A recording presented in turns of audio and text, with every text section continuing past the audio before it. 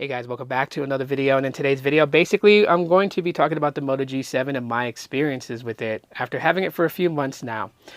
Just to get the familiars out the way, 6.2-inch Full HD display, Snapdragon 632 processor, it's an octa-core chip, 64 gigs of internal storage, 4 gigabytes of RAM, 3000 milliamp hour battery, not water resistant, no NFC. 12 megapixel rear camera, and it's a dual camera sensor back there, and a 5 megapixel front facing shooter.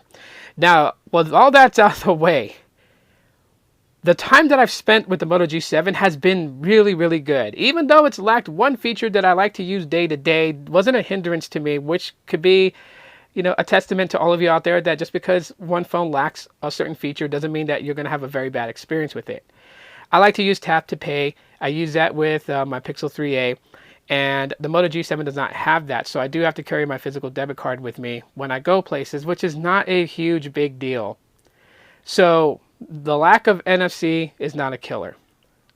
What is a killer is the battery.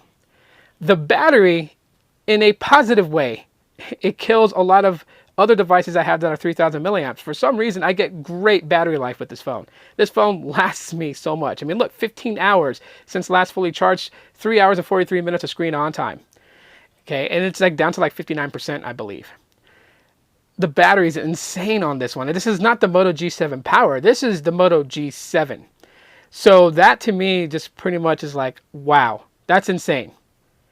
Now, another thing I judge a phone on basically is the performance and if it has performance deterioration.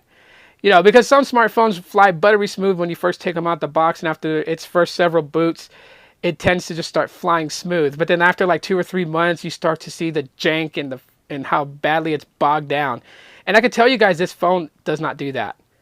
It handles day-to-day media consumption, social media, photo taking, and things like that, and it's still smooth. Now, I could bog this phone down because I have a video editing software on this phone. And so when I edit video, especially when I edit in high res, if I try to edit in 4K, it does bog the phone down.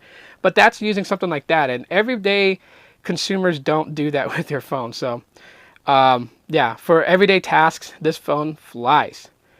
Now, right now, it's on Google Fi for $199, and I do have to say this is one of my top 5 picks of mid-range devices in 2019, sub $200, and definitely worth your attention and pick up if you're looking for one.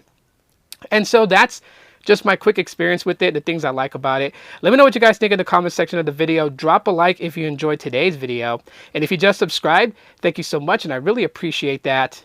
And as always, everyone, aloha.